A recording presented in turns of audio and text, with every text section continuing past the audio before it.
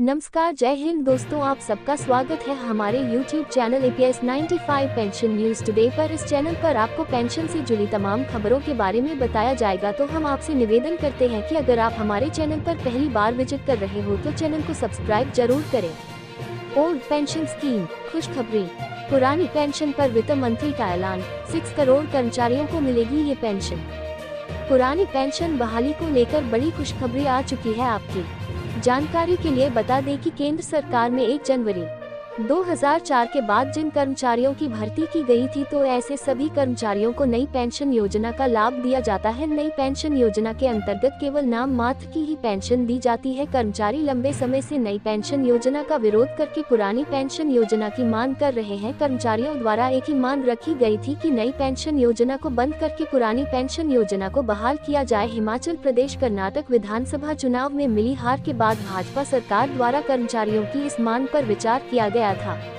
Old pension scheme, TV Somanathan की अध्यक्षता में कमेटी का गठन।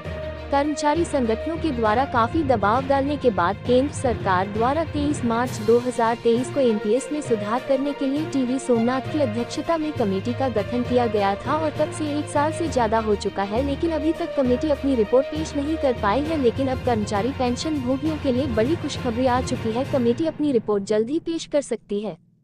कमेटी की रिपोर्ट पेश। वित्त मंत्रालय के अनुसार टीवी सोमनाथन की अध्यक्षता में जो कमेटी गठित की गई थी उसकी पूरी रिपोर्ट तैयार कर ली है और बजट में इसको लेकर घोषणा की जाएगी। फिलहाल बजट से पहले कर्मचारी यूनियन के साथ बातचीत के बाद रिपोर्ट के बारे में अवगत कराया जाएगा। इसके लिए आज कर्मचारी यूनियन और केंद्र सरकार की मीटिंग आयोजित की गई है।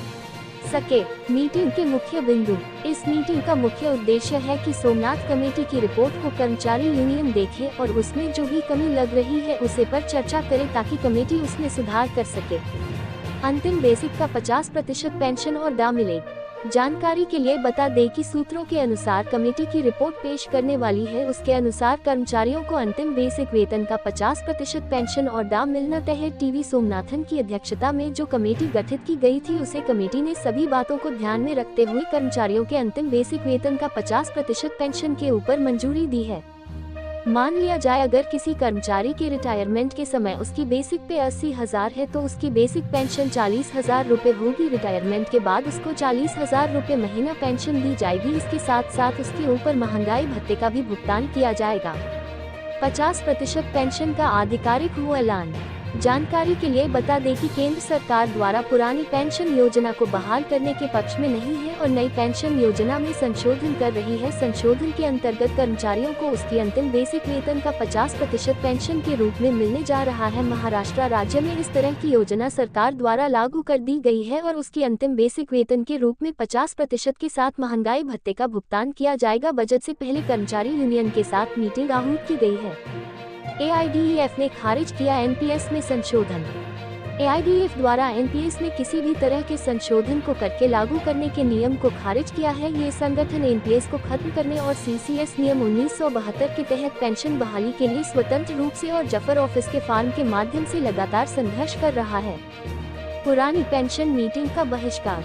पुरानी पेंशन को लेकर नॉर्थ ब्लॉक में वित्त मंत्रालय द्वारा गठित कमेटी ने पुरानी पेंशन पर बातचीत करने के लिए staff side national council JCM के प्रतिनिधियों के साथ बैठक की थी। अखिल भारतीय रक्षा कर्मचारी महासंघ ने इस बैठक का बहिष्कार किया है।